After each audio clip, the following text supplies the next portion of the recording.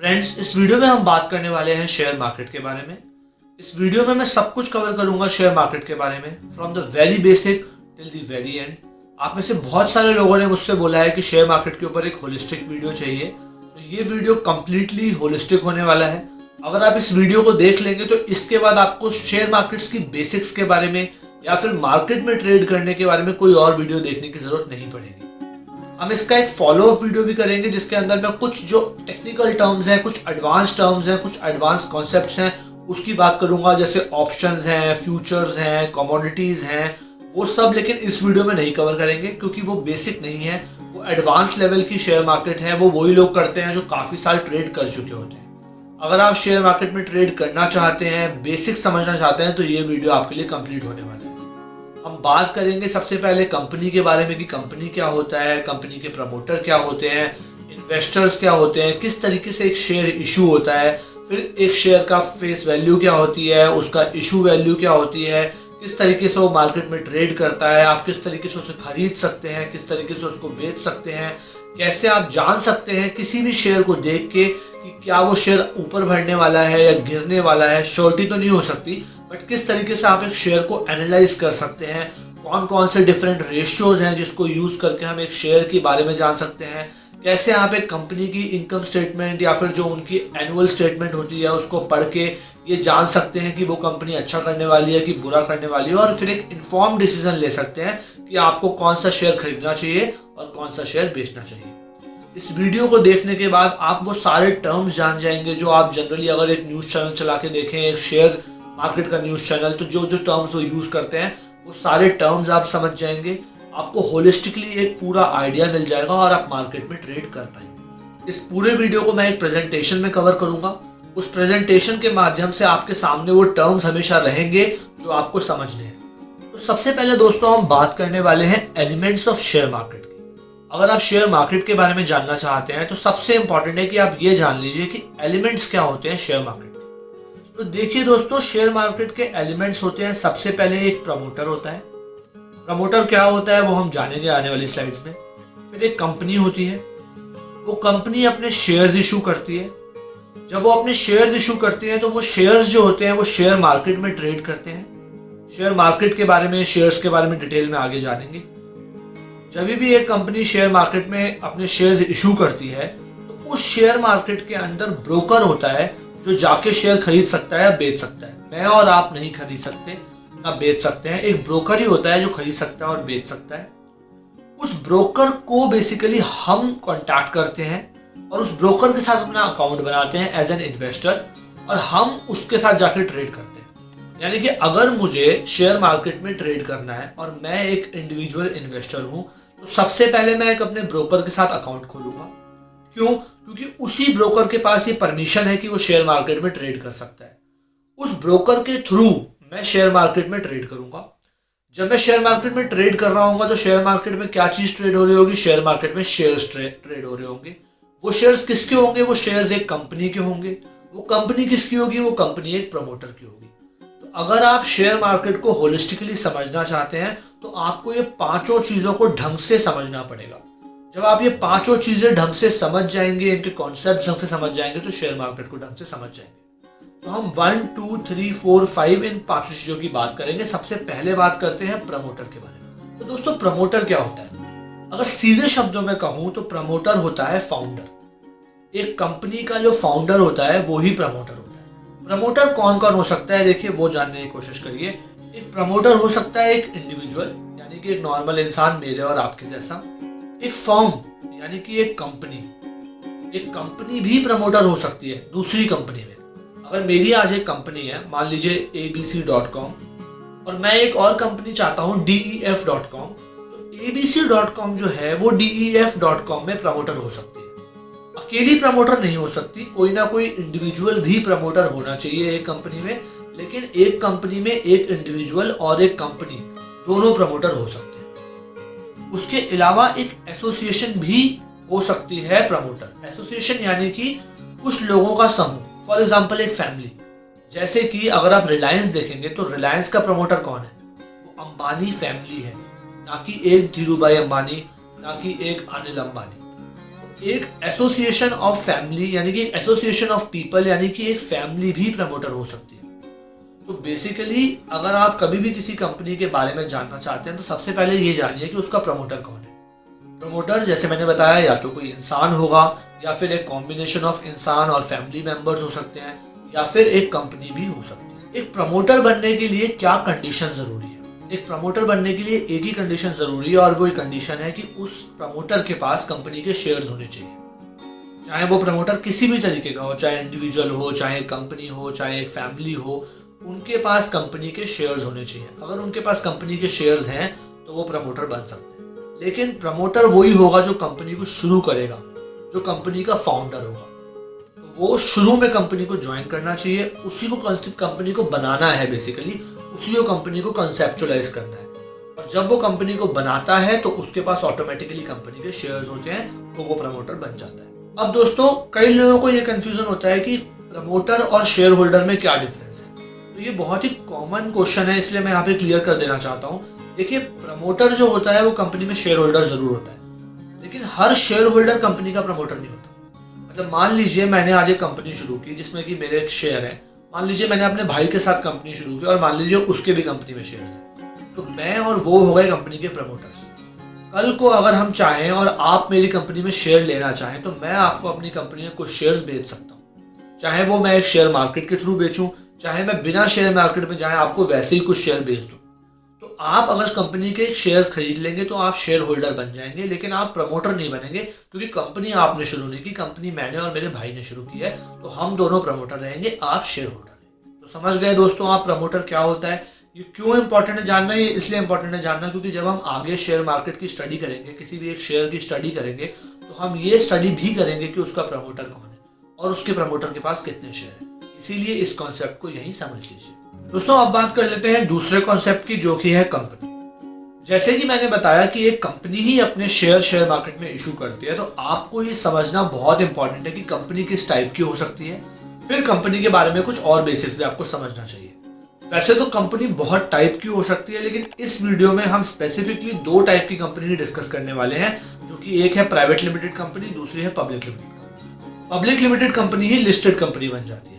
Share market में list होने वाली कंपनी को एक्चुअली लिस्टेड कंपनी बोलते हैं। पब्लिक लिमिटेड कंपनी ही शेयर मार्केट में लिस्ट हो सकती है, यानी कि अगर आप किसी भी कंपनी का शेयर मार्केट में जाके खरीद सकते हैं तो वो आप इसलिए खरीद सकते हैं क्योंकि वो एक लिस्टेड कंपनी हो गई, और लिस्टेड कंपनी होने से पहले वो एक पब्लिक लिमिटेड कंपनी थी, तभी वो जाके शेयर मार्केट में लिस्ट हो पाई। ऐसी कोई भी कंपनी जो कि प्राइवेट लिमिटेड कंपनी है वो शेयर मार्केट में लिस्ट नहीं हो सकती।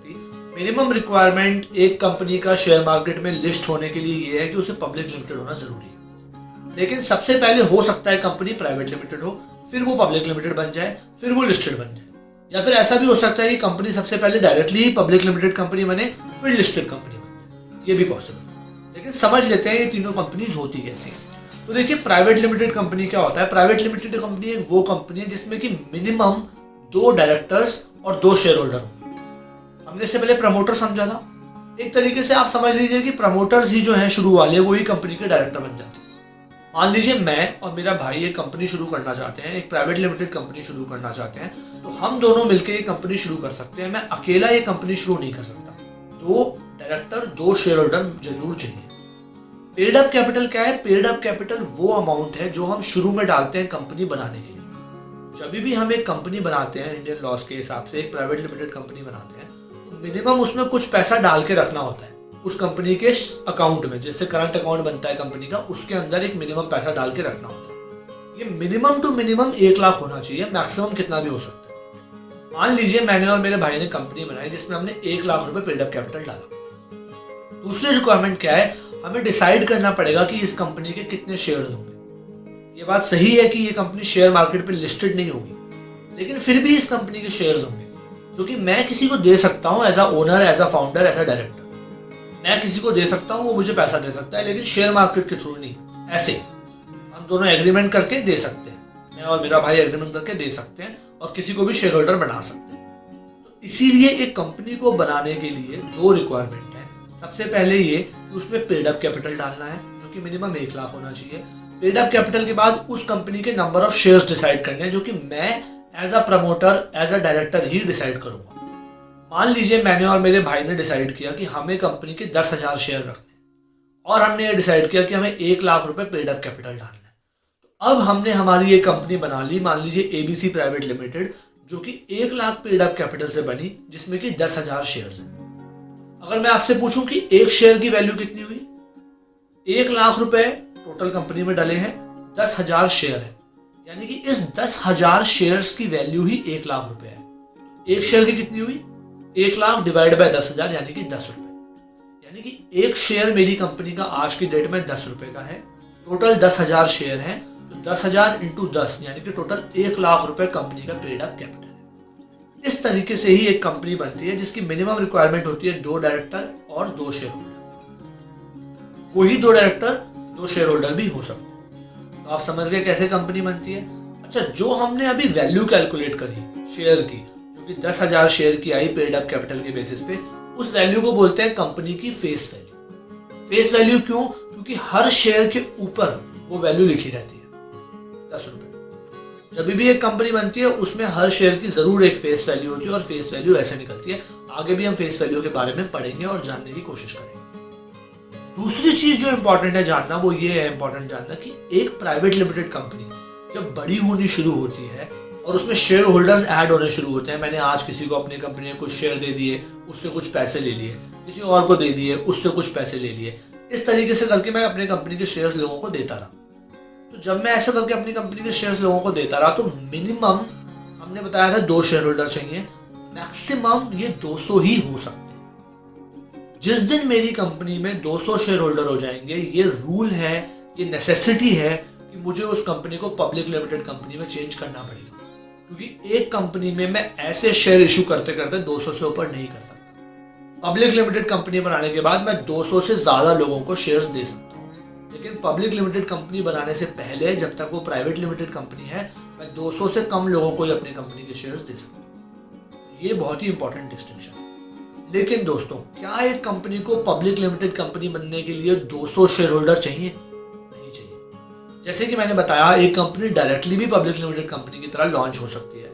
एक प्राइवेट लिमिटेड कंपनी जिसमें कि 10 शेयर होल्डर्स हैं, वो भी पब्लिक लिमिटेड कंपनी में फॉर्म हो सकती है, चेंज हो सकती है। तो क्या मिनिमम रिक्वायरमेंट है? इसमें मिनिमम रिक्वायरमेंट ये है कि 7 शेयर होल्डर्स होने चाहिए। प्राइवेट लिमिटेड में 2 होने चाहिए थे, पब्लिक लिमिटेड में 7 होने चाहिए। जैसे ही आपके पास 7 शेयर होल्डर्स हैं और 3 कंपनी के डायरेक्टर्स हैं, 3, वहां पे 2, यहाँ पे 3 चाहिए, 3 minimum director, 7 minimum share holders जैसे ही आपके पास हैं, आप एक पब्लिक लिमिटेड कंपनी बना सकते हैं। लेकिन अगर आप प्राइवेट लिमिटेड कंपनी रखना चाहते हैं, तो आपके शेयर होल्डर्स को आपको 200 से कम रखना पड़ेगा। जैसे ही वो 200 से ज्यादा होंगे, आपको उसको चेंज करना ही पड़ेगा पब्लिक लिमिटेड कंपनी में। अब बहुत सारी ऐसी पब्लिक लिमिटेड कंपनीज होती हैं दोस्तों, जो कि शेयर मार्केट में ट्रेड नहीं करती। जैसे पतंजलि नहीं ट्रेड करती, आप पतंजलि का शेयर नहीं खरीद सकते। ऐसी बहुत सारी और पब्लिक लिमिटेड कंपनी है जो कि जिनके शेयर आप कंपनी के नहीं खरीद सकते स्टॉक मार्केट में जाके। ऐसी कंपनीज को पब्लिक लिमिटेड कंपनीज बोलते हैं और अनलिस्टेड कंपनीज बोलते हैं। अगर कोई भी कंपनी शेयर मार्केट में लिस्ट होना चाहे, तो उसको पब्लिक लिमिटेड होना पड़ता है, और जैसे ही public limited company share market में लिस्ट हो जाती है, उसको लिस्टेड कंपनी बोलते हैं। वो पब्लिक लिमिटेड कंपनी जो कि शेयर मार्केट में लिस्टेड है, उसको लिस्टेड कंपनी बोलते हैं। तो फॉर एग्जांपल कोई भी कंपनी उठा लीजिए, जैसे मान लीजिए कि पीएनबी का बैंक, एसबीआई, इंडियन रेलवेज, अभी लेटेस्ट बर्गर किंग, ये सारी की सारी कंपनीज जो है, ये पब्लिक लिस्टेड कंपनीज है। पब्लिक लिमिटेड कंपनी में मैं एक बात बताना आपको भूल गया था कि minimum paid up capital 5 lakh होता है। वहां पर 1 लाख होता था, यहाँ पर 5 लाख होता है। तो दोस्तों, अब जब हमने कंपनी के बारे में समझ लिया, हमने उस कंपनी के प्रमोटर्स के बारे में समझ लिया, तो अब हम जानने की कोशिश करेंगे शेयर मार्केट और शेयर्स के बारे में। सबसे पहले दोस्तों जान लेते हैं कुछ फैक्ट्स शेयर मार्केट के बारे में। पहले मैं आपको ये बता देता हूँ, इससे पहले कि मैं आपको शेयर मार्केट के बारे में कुछ डिटेल्स और कुछ फैक्ट्स बताऊं कि शेयर मार्केट होता क्या है। लेकिन दोस्तों, मार्केट क्या होता है, सबसे पहले ये आपको पता ही है।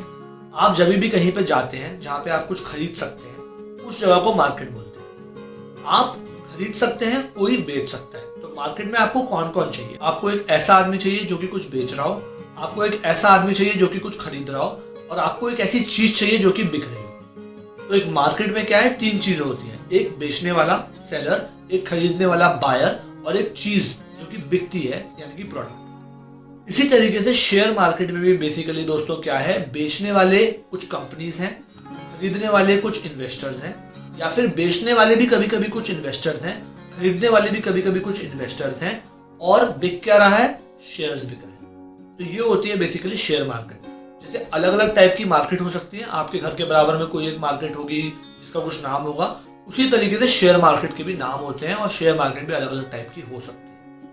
अब इसके बारे में थोड़ा डिटेल में समझ लेते हैं। तो देखिए दोस्तों, सबसे पहले तो शेयर मार्केट दो टाइप की सबसे फेमस है। एक है बॉम्बे स्टॉक एक्सचेंज, एक है नेशनल स्टॉक एक्सचेंज, NSE और BSE। जैसे कि मैंने बताया था कि हर मार्केट का एक नाम होता है, तो ये दो शेयर मार्केट्स के नाम हैं। ये अलग अलग दो शेयर मार्केट्स हैं। इन दोनों मार्केट्स में अलग अलग शेयर ट्रेड करते हैं। ऐसे भी शेयर हो सकते हैं जो कि NSE में भी ट्रेड करते हो, BSE में भी ट्रेड करते हो, और दोनों के एक ही शेयर का दोनों के मार्केट में प्राइस अलग अलग हो सकता है। यानी कि NSE में अलग प्राइस हो सकता है, BSE में अलग प्राइस हो सकता है। कैसे? मान लीजिए फॉर एग्जाम्पल एक फोन जो कि एक मार्केट में ही बिक रहा है, दूसरे में भी बिक रहा है। इस मार्केट में 10,000 का बिक सकता है, इस मार्केट में 11,000 का। ये कैसे डिसाइड होगा कि कितने का बिकेगा वो फोन? वो डिसाइड होता है बेसिकली डिमांड एंड सप्लाई से। अगर एक मार्केट में खरीदार ज्यादा है, मान लीजिए 1 लाख लोग खरीदने वाले हैं लेकिन फोन बिकने वाले 500 ही हैं, तो ऑब्वियसली बात है कि फोन महंगा बिक सकता है। 1 लाख लोग हैं जो उस फोन में इंटरेस्टेड है। लेकिन अगर एक मार्केट में मान लीजिए 10 ही लोग हैं जो कि फोन में इंटरेस्टेड हैं और 500 फोन है, तो ऑब्वियसली बात है कि वहां पर क्या होगा कि क्योंकि लोग खरीदने वाले कम है और बिकने वाली चीज ज्यादा है, तो प्राइस कम रहेगा। तो जनरली इतना फर्क नहीं होता BSE और NSE में, फर्क बिल्कुल आसपास का ही होता है, लेकिन डिमांड और सप्लाई का गैप अलग अलग हो सकता है। Number of buyers, number of sellers अलग अलग हो सकते हैं, इसीलिए प्राइस में थोड़ा बहुत डेविएशन शेयर के हो सकता है। अब हम ये जान लेते हैं बेसिकली कि कितने टाइप की मार्केट हो सकती है। तो दो टाइप की मार्केट होती है। सबसे पहले होती है एक प्राइमरी मार्केट, दूसरी होती है एक सेकेंडरी मार्केट। इनमें क्या डिफरेंस है? देखिए, NSE और BSE ही है प्राइमरी मार्केट और सेकेंडरी मार्केट, लेकिन जो लोग ट्रेड कर रहे हैं वो अलग है। जब एक कंपनी पहली बार आके NSE या BSE में यानी कि शेयर मार्केट में लिस्ट होती है, तो वो लोगों को बोलती है कि आप मेरा शेयर खरीदिए, जिसको हम IPO भी बोलते हैं, इनिशियल पब्लिक ऑफरिंग। यानी कि फर्स्ट टाइम एक कंपनी आई और वो मार्केट में अपना शेयर बेच रही है और कह रही है तुम खरीदो। तो यहाँ बेच कौन रहा है अपने शेयर्स? कंपनी। खरीद कौन रहा है? इन्वेस्टर्स। मान लीजिए वो ये कहते हैं कि हम 50,000 शेयर्स मार्केट में लॉन्च करेंगे, एक कंपनी ऐसा बोलती है, और वो शेयर मार्केट में अपने आप को लिस्ट करते हैं। तो जो ये 50,000 शेयर्स उन्होंने मार्केट में लॉन्च किए, ये 50,000 शेयर्स बेचे किसने? कंपनी ने। खरीदे किसने? आपके और मेरे जैसे इन्वेस्टर्स ने। इस मार्केट को बोलते हैं प्राइमरी मार्केट, क्योंकि इसमें बेचने वाला कौन है? कंपनी। खरीदने वाले कौन है? इन्वेस्टर्स। जैसे ही एक कंपनी का IPO हो जाता है और वो कंपनी लिस्ट हो जाती है, उसके बाद जो ये 50,000 शेयर्स इन्वेस्टर्स ने खरीदे थे, वो अपने इन्हीं शेयर्स को मार्केट में बेचना और खरीदना शुरू करते हैं। मान लीजिए आज मैंने IPO में शेयर खरीदे, मेरे पास 1000 शेयर्स आ गए। अब मैं चाहूँ तो 200 शेयर किसी और इन्वेस्टर को बेच सकता हूँ जिसने IPO में शेयर नहीं खरीदे या फिर जिसको शेयर नहीं मिल पाए। तो बेसिकली इस मार्केट को, जिसमें एक इन्वेस्टर दूसरे इन्वेस्टर को शेयर बेचता है, उसको बोलते हैं एक सेकेंडरी मार्केट। जनरली आप ये देखेंगे कि IPO की जो लिस्टिंग होती है उसमें कंपनी एक मिनिमम नंबर ऑफ शेयर्स बता देता है जो कि वो बेचने वाला है। फॉर एग्जाम्पल, जब एक कंपनी का IPO लिस्ट होता है, उसमें वो ये डिसाइड करते हैं, जो हमने अभी भी सोचा था, कि 50,000 शेयर्स वो मार्केट में डालेंगे। तो 50,000 जो शेयर्स हैं वो IPO में नंबर ऑफ शेयर्स हैं जो कि प्राइमरी मार्केट में बिकने वाले हैं। अब उस IPO के लिए मेरे और आपके जैसे लोग जो होते हैं वो अप्लाई करते हैं। तो अब 50,000 शेयर ही हैं टोटल, लेकिन कंपनी क्या बोलती है कि अगर आप मुझसे शेयर खरीदना चाहते हैं तो मैं हजार के लॉट में आपको शेयर बेचने को रेडी हूँ। यानी कि 50,000 टोटल शेयर थे, एक लॉट का साइज था 1000 शेयर्स, जो कि कंपनी कहती है 1000 ही मिनिमम आप ले सकते हो, 1000 से कम नहीं दूंगा किसी भी इन्वेस्टर को। तो टोटल कितने इन्वेस्टर्स हो सकते हैं पॉसिबल? 1000 शेयर्स, और टोटल कितने शेयर्स है मार्केट में? 50,000। लॉट कितने का है? 1000 का। यानी कि 50 ही इन्वेस्टर हो सकते हैं मार्केट में। यानी कि 50 इन्वेस्टर ही ऐसे हो सकते हैं जिनको ये लॉट मिलने वाला है IPO के टाइम पे। इसका मतलब जब आप एक IPO के लिए अप्लाई करते हैं, तो वो जो IPO है, अप्लाई तो बहुत लोग कर सकते हैं, अप्लाई तो हजारों लोग कर सकते हैं, लेकिन इस IPO में शेयर कितने लोगों को मिलेंगे? 50 लोगों को, उससे ज्यादा को नहीं। इसी तरीके से एक IPO मिलता है। अगर आप एक IPO में अप्लाई करते हैं तो जरूरी नहीं आपको शेयर मिल ही जाए। हो सकता है आपने IPO अप्लाई किया, किसी और ने भी अप्लाई किया, आपको ना मिले, उसको मिल जाए। क्यों? क्योंकि लिमिटेड नंबर ही लोग थे जिनको शेयर्स मिल सकते थे, क्योंकि लिमिटेड नंबर ही शेयर्स थे। तो ये भी आईपीओ का कॉन्सेप्ट है, इस कॉन्सेप्ट को भी आप समझ लीजिए। इस तरीके से ये एक आईपीओ लिस्ट होता है। जितने ज़्यादा नंबर ऑफ टाइम्स एक आईपीओ को लोग अप्लाई करते हैं, उतना चांसेस है कि आईपीओ का प्राइस उतना ज़्यादा खुलेगा। फॉर एग्जाम्पल, मैं आज एक कंपनी हूँ जो कि 50,000 शेयर्स लॉन्च करता हूँ, उसमें अपने शेयर्स का प्राइस रखता हूँ 220 रुपये। एक शेयर का प्राइस रखता हूँ 220 रुपये और 1000 का एक लॉट बनाता हूँ शेयर का। तो एक बारी में एक बंदे को 1000 शेयर ही अलॉट करूंगा, यानी कि 50 लोग ही हैं जिनको शेयर मिलने वाले हैं। बट मान लीजिए आईपीओ के लिए अप्लाई कर दिया 1000 लोगों ने, मिल कितने लोगों को सकता है? 50 को। अप्लाई कितनों ने कर दिया? 1000 ने। इसका मतलब जितने की लिमिट थी उससे 20 टाइम्स ज्यादा आईपीओ जो है वो सब्सक्राइब हुआ है। आप बहुत बार ये टर्म सुनेंगे कि आईपीओ इतने टाइम सब्सक्राइब हुआ, ऐसे ही निकालते हैं। 50 मैक्सिमम लोग थे जिन्हें आईपीओ मिल सकता था, अप्लाई कर दिया 1000 लोगों ने, यानी कि 20 गुना लोगों ने अप्लाई कर दिया, 20 टाइम्स लोगों ने अप्लाई कर दिया, तो आईपीओ 20 टाइम्स सब्सक्राइब हो गया। जितना ज्यादा ये नंबर होगा उतना ज्यादा चांसेस हैं कि जितने रुपए का एक शेयर आज आईपीओ में आपको मिल रहा है, उससे ज्यादा रुपए का शेयर मार्केट में फर्स्ट डे पे लिस्ट होगा। यानी कि आज अगर एक शेयर 200 रुपए का है और 1000 शेयर्स 200 इंटू 1000 रुपए पे आपको मिल सकते हैं, तो जिस दिन ये मार्केट में लॉन्च हो जाएगा, जिस दिन ये शेयर मार्केट में लिस्ट हो जाएगा, अगर ज्यादा लोगों ने अप्लाई किया होगा तो ज्यादा चांसेस है कि ये 200 की बजाय एक शेयर का प्राइस 400 रुपए होगा और आप पहले दिन ही अपने पैसों को डबल कर पाएंगे। इसीलिए आप देखेंगे कि अच्छी कंपनीज के आईपीओ को सब अप्लाई करते हैं और किस्मत वालों को लॉटरी सिस्टम से वो आईपीओ मिल जाता है और फिर वो बेच के पहले दिन ही पैसा मोटा कमा के निकल जाते हैं। अब दोस्तों बात कर लेते हैं शेयर मार्केट के टाइम की। कितने बजे से कितने बजे तक शेयर मार्केट खुलता है, उसके क्या क्या फेजेस होते हैं। तो देखिए दोस्तों, शेयर मार्केट खुलता है रोज सुबह 9 बजे। शेयर मार्केट बंद होता है रोज दोपहर को या रोज शाम को 4 बजे। सुबह 9 से शाम के 4। मंडे को सुबह 9 बजे खुलेगा, शाम को 4 बजे बंद हो जाएगा। अगले दिन फिर ट्यूसडे को सुबह 9 बजे खुलेगा, शाम को 4 बजे बंद हो जाएगा।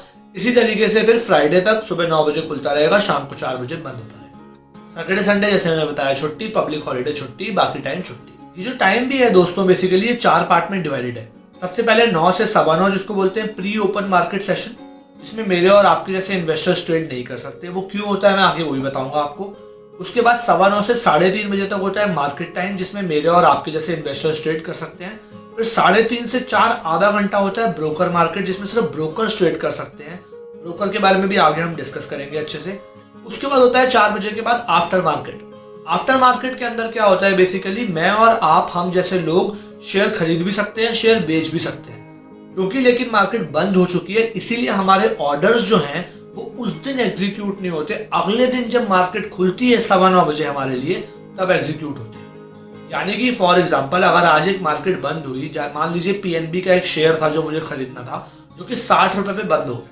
अगर वो 60 रुपए पे बंद हो गया तो मैं आज 60 रुपए पे बंद होने के बाद भी उसको रात के 12 बजे 2 बजे कभी भी खरीद सकता हूँ। लेकिन वो एग्जीक्यूट कब होगा, मुझे मिलेगा कब, जब अगले दिन मार्केट खुल जाएगी। तो इससे क्या होगा दोस्तों, क्योंकि बहुत सारे ऑर्डर्स शाम को 4 बजे से लेके सुबह 9 बजे तक लग सकते हैं, जो एग्जीक्यूट अगले दिन सुबह होने वाले हैं।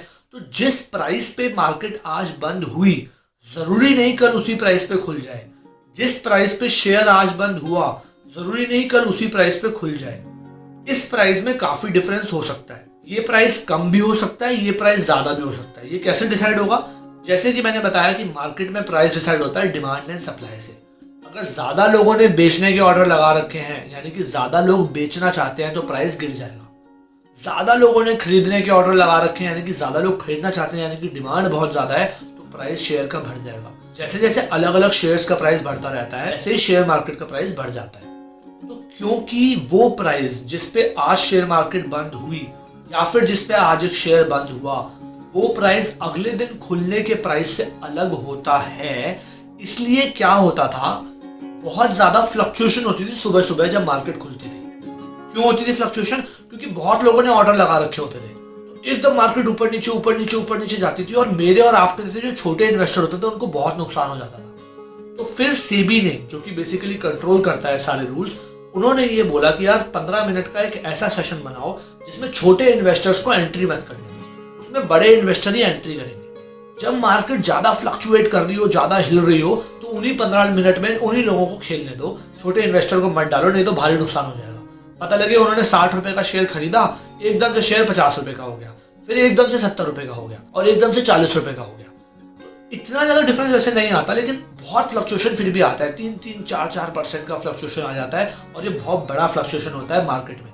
अगर आज आप देखें तो 50,000 रुपए सेंसेक्स चल रहा है, तो अगर 3% आप वो देखेंगे उसका, तो कितना हो गया 3% हो गया 1500 रुपए, यानी कि 1500 रुपए मार्केट हिल जाती है शुरू के 15 मिनट में। कभी कभी छोटे से इन्वेस्टर तो बिल्कुल खत्म ही हो जाएंगे। इसीलिए 15 मिनट बनाए गए बड़े इन्वेस्टर्स के लिए, क्योंकि उनको इतना नुकसान नहीं होता। 9:15 से फिर हमारे लिए मार्केट खुलती है, जिस मार्केट में जो शेयर वैल्यूज हैं, जो कि अलग अलग शेयर्स की थी, पिछले दिन जब शेयर्स क्लोज हुए थे उससे अलग होती है। शेयर मार्केट में प्राइस अलग होता है, जो कि इस 15 मिनट में काफी हिल चुका होता है। 9:15 बजे से लेकर 3:30 बजे तक मैं और आप ट्रेड कर सकते हैं मार्केट में, जितना चाहे उतनी बार ट्रेड कर सकते हैं। 3:30 बजे क्या होता है बेसिकली दोस्तों, ब्रोकर्स का टाइम शुरू होता है। ब्रोकर यानी कि वो जिनके थ्रू हम मार्केट में ट्रेड कर रहे हैं, यानी कि जैसे मेरा अकाउंट शेर खान पे है, आपका किसी और ब्रोकर पे हो सकता है। जैसे हर एक बैंक के भी अपने बेसिकली ब्रोकिंग फर्म्स होती हैं, या फिर जैसे शेर खान एक ब्रोकर है, ज़ीरोधा एक ब्रोकर है, इस तरीके से बहुत सारे ब्रोकर्स हैं। ये ब्रोकर्स वो लोग हैं जिनकी डायरेक्ट इस मार्केट में अप्रोच है, समझ लीजिए डायरेक्ट लिस्टिंग है। जैसे मैंने बताया था, मैं और आप डायरेक्टली शेयर मार्केट में ट्रेड नहीं करते, यही ब्रोकर है जो कि शेयर मार्केट में ट्रेड करता है, इसके थ्रू हम ट्रेड करते हैं। तो ये 3:30 से 4 बजे तक ब्रोकर का टाइम है, उस टाइम पे ब्रोकर ट्रेडिंग करते हैं। फिर जैसे कि मैंने बताया 4 बजे से लेके अगले दिन सुबह 9 बजे तक मार्केट क्लोज है, और आप ऑर्डर्स डाल सकते हैं, वो एग्जीक्यूट होंगे अगले दिन जब मार्केट खुल जाएगी तब। अब दोस्तों ये 3 टर्मिनोलॉजीज हैं, गैप अप, गैप डाउन और अनचेंज्ड, जिसको मैं आपको बता देता हूँ। जैसे कि मैंने बताया कि आज जब मार्केट बंद हुई वर्सेस कल जब मार्केट खुली, तो उसके प्राइस में, शेयर के प्राइस में डिफरेंस हो सकता है। आज 60 रुपए का पीएनबी बंद हो सकता है, कल 62 रुपए, यानी कि आज 60 रुपीज का बंद हो सकता है, कल 62 का खुल सकता है, या फिर 58 का भी खुल सकता है। बहुत कम चांस है कि 60 का खुले। अगर ये आज के प्राइस जिस पे ये बंद हुआ 60, उससे ज्यादा पे खुलता है तो उसको बोलते हैं गैप अप ओपनिंग। अगर ये कम पे खुलता है उसको बोलते हैं गैप डाउन ओपनिंग। अगर ये बिल्कुल उसी अमाउंट पे खुलता है तो उसको बोलते हैं अनचेंज्ड, जिसका बेसिकली शॉर्ट फॉर्म है ऊंचा, UNCHA। कहीं पे भी अगर आप UNCHA देखें तो समझ जाएंगे इसका मतलब ये सेम वैल्यू पे शेयर खुला है अगले दिन। अगर गैप अप देखें मतलब ज्यादा पे खुला है, गैप डाउन देखें मतलब कम पे। तो दोस्तों आशा करता हूँ आपको मार्केट के बारे में सब समझ आ गया होगा। सबसे पहले मैंने आपको बताया कि NSE और BSE 2 टाइप की मार्केट है, जिसके अंदर शेयर्स सेम भी हो सकते हैं, अलग भी हो सकते हैं। यानी कि एक शेयर सिर्फ NSE में मिल सकता है, BSE में नहीं, सिर्फ BSE में मिल सकता है, NSE में नहीं, या फिर दोनों में मिल सकता है। दोनों मार्केट में प्राइस अलग हो सकता है, क्योंकि डिमांड और सप्लाई अलग होगी। फिर मैंने बताया प्राइमरी और सेकेंडरी मार्केट है। प्राइमरी मार्केट वो मार्केट है जब कंपनी पहली बार लिस्ट होती है और अपने शेयर्स इन्वेस्टर्स को बेचती है। वहाँ पे मैंने आपको IPO का कॉन्सेप्ट बताया, जिसमें मैंने आपको बताया कि IPO को लोग सब्सक्राइब करते हैं, एक मिनिमम नंबर ऑफ शेयर जो कंपनी ने डाले होते हैं उतने शेयर्स ही मिल सकते हैं, और वो लॉट्स में मिलते हैं। लॉट एक नंबर ऑफ शेयर्स होते हैं जो कि कंपनी बनाती है। एक तरीके से लॉट्स, आप एक तरीके से आप टोटल शेयर समझ लीजिए एक बोरी, लॉट समझ लीजिए एक तरीके की पन्नी। बहुत सारी पन्नियां हो सकती हैं जिसमें बोरियों से शेयर भरे जा रहे हो, आपको पूरी पन्नी खरीदनी है, एक शेयर नहीं खरीद सकते। इसी तरीके से आप जानते हैं प्राइमरी मार्केट के बारे में। फिर होती है सेकेंडरी मार्केट, जब IPO हो चुका होता है, कुछ इनिशियल इन्वेस्टर शेयर खरीद चुके होते हैं, फिर वो अपने शेयर्स मार्केट में बेचने जाते हैं बाकी इन्वेस्टर को। एक इन्वेस्टर दूसरे इन्वेस्टर को शेयर बेचता है और खरीदता है, उसको बोलते हैं सेकेंडरी मार्केट। फिर मैंने टाइमिंग बताया, जिसमें मैंने 4 चीजें बताई। सबसे पहले 9 से 9:15 प्री ओपन टाइम, जिसमें कि बड़े इन्वेस्टर ही ऑपरेट कर सकते हैं क्योंकि फ्लक्चुएशन ज़्यादा होता है। 9:15 से 3:30 जहाँ पे मैं और आप इन्वेस्ट कर सकते हैं और शेयर मार्केट में ट्रेड कर सकते हैं।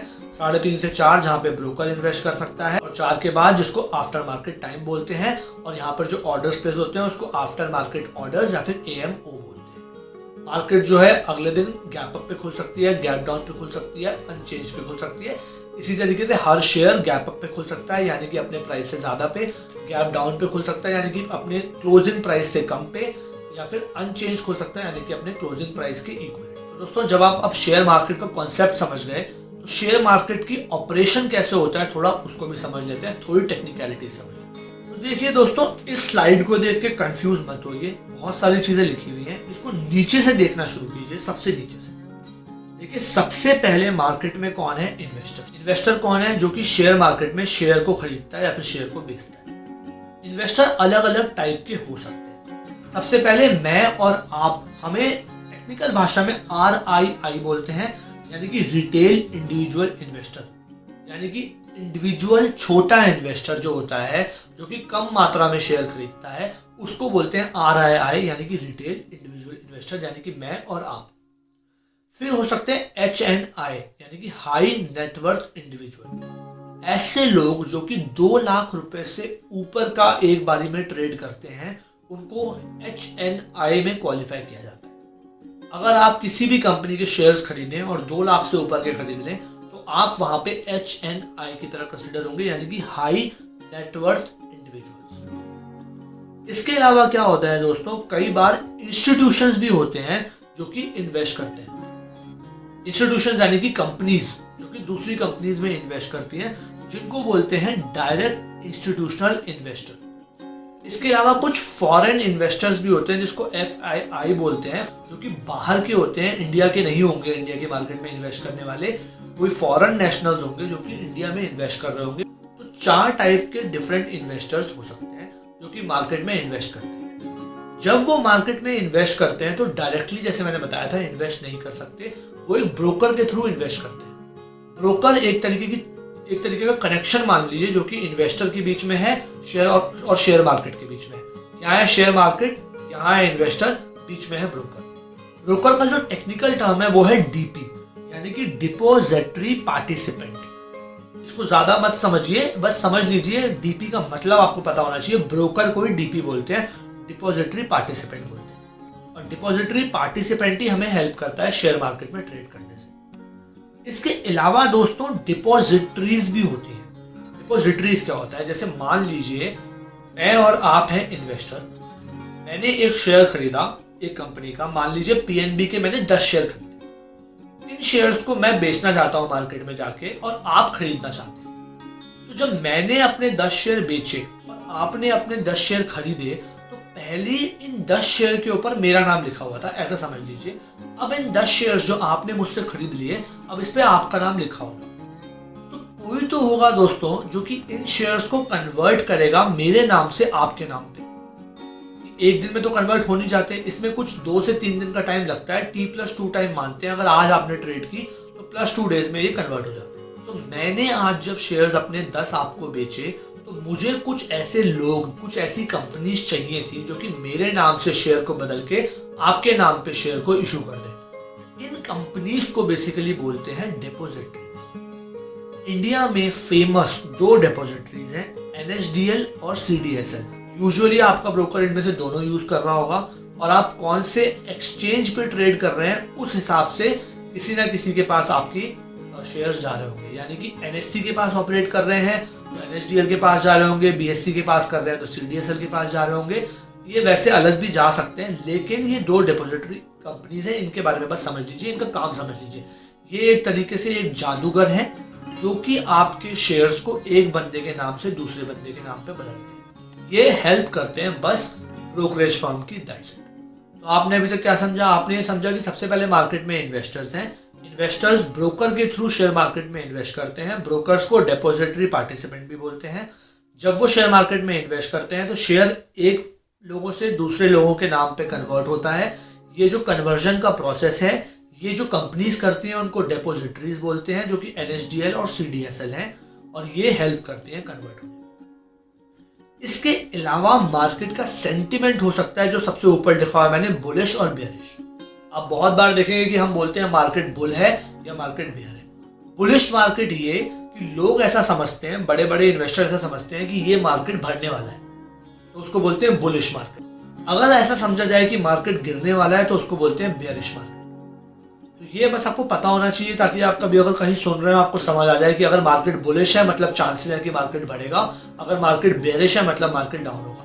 इसी तरीके से हर शेयर भी बुलिश होता है या बेयरिश होता है, या तो वो शेयर बढ़ने के चांस होते हैं या गिरने के चांस होते हैं। जरूरी नहीं है प्रिडिक्शन सच हो जाए, लेकिन जो प्रिडिक्शन है वो या तो बुलिश हो सकती है या बेयरिश हो सकती है। अच्छा, एक और चीज जो मैंने आपको बताना भूल गया वो ये थी कि जब एक इन्वेस्टर एक ब्रोकर के पास अपना पैसा इन्वेस्ट करता है तो 3 टाइप के अकाउंट की रिक्वायरमेंट पड़ती है। यानी कि अगर आज मेरा ब्रोकर है शेर खान, उसके थ्रू शेयर मार्केट में एक शेयर खरीदना चाहता हूँ, तो मुझे 3 तरीके के अकाउंट्स चाहिए। और ये तीनों जो अकाउंट हैं ये अलग अलग लोगों के साथ खुल सकते हैं, यानी कि अलग अलग जगहों पे खुल सकते हैं या फिर एक ही जगह पे भी खुल सकते हैं।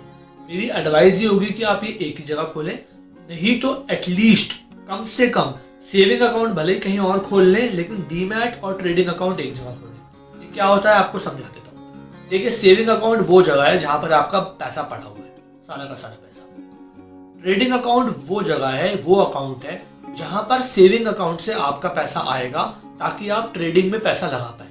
डायरेक्ट सेविंग अकाउंट से ट्रेडिंग में पैसा नहीं लगता। तो सेविंग अकाउंट वो जगह जहां पैसा पड़ा है, ट्रेडिंग अकाउंट वो जगह जहां पर भी पैसा पड़ा है बट ट्रेड करने के लिए। सेविंग अकाउंट से ट्रेडिंग अकाउंट में पैसा आता है, ट्रेडिंग अकाउंट में आया हुआ पैसे को आप कन्वर्ट करके वापस सेविंग अकाउंट में भी डाल सकते हैं। तो डीमैट अकाउंट क्या है? देखिए, डीमैट अकाउंट को समझने के लिए सबसे पहले आप थोड़ी सी हिस्ट्री समझ लीजिए शेयर मार्केट की। देखिए, सबसे पहले क्या होता था ना दोस्तों, कि हर शेयर जो होता था वो फिजिकल फॉर्म में होता था। फिजिकल फॉर्म में मतलब एक पेपर की तरह एक शेयर होता था। अगर एक पेपर की तरह एक शेयर है और आपका नाम उस पर लिखा है और आप अपना शेयर किसी को बेचना चाहते हैं, तो आप सोच सकते हैं कितना डिफिकल्ट प्रोसेस है। एक डिपॉजिटरी को आपसे ये फिजिकल शेयर लेना पड़ेगा।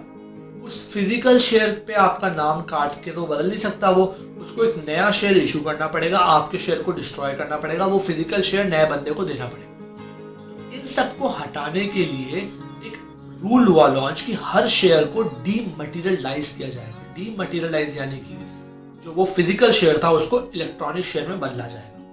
तो हर शेयर जिसको डीमटेरियलाइज किया गया, उसको जिस अकाउंट में रखा गया, उसको डीमैट अकाउंट। तो आपके जो शेयर्स होंगे, जब आप ट्रेडिंग अकाउंट के थ्रू उन शेयर्स को खरीद लेंगे, तो वो कहीं तो सेव करके रखे जाएंगे, क्योंकि पहले तो वो फिजिकल शेयर थे, आपके घर पे आपके पास रखे हुए थे, लेकिन अब तो वो फिजिकल है नहीं, वो इलेक्ट्रॉनिक है। तो वो कहाँ रखे जाएंगे? वो डीमैट अकाउंट में ही रखे जाएंगे। तो इसीलिए इसको डीमटेरियलाइज्ड अकाउंट या फिर डीमैट अकाउंट भी बोलते हैं, जहां पर आपके शेयर्स रखे जाते हैं। तो हमने क्या 3 अकाउंट समझे? सेविंग अकाउंट जहां पैसा होता है आपका, ट्रेडिंग अकाउंट जहां पैसा आता है ट्रेड करने के लिए, और डीमैट अकाउंट जहां पे डीमटेरियलाइज्ड शेयर्स रखे जाते हैं। तो यही है दोस्तों शेयर मार्केट की वर्किंग। आपको आशा करता हूँ अच्छे से वर्किंग समझ आ गई होगी, सब कुछ ढंग से समझ आ रहा होगा अब तक। अगर नहीं समझ आया तो एक बार रिवाइंड करके देख सकते हैं, आगे बढ़ने से पहले काफी हेल्प करेगा। अब दोस्तों हम बढ़ते हैं अगले कॉन्सेप्ट के बारे में, जो कि है शेयर्स। शेयर्स पे बढ़ने से पहले मैं आपको बता देता हूं कि अगर आपको अपना डीमैट अकाउंट बनाना है, अगर आपको ट्रेड करना शुरू करना है, तो आपको किसी ब्रोकर को अप्रोच करना पड़ेगा।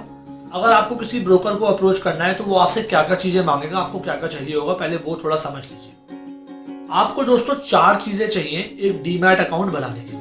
आपको चाहिए आपका पैन कार्ड, जो कि बहुत जरूरी है। आपको अपना पैन कार्ड नहीं है तो पैन कार्ड बनवा लीजिए। आपको 18 साल की उम्र चाहिए, एक पैन कार्ड होना चाहिए। उसके अलावा आपको चाहिए एक एड्रेस प्रूफ। एड्रेस प्रूफ एक आधार हो सकता है, एक डीएल हो सकता है, या फिर कुछ और हो सकता है। फिर आपको चाहिए एक पर्सनलाइज्ड कैंसिल्ड चेक।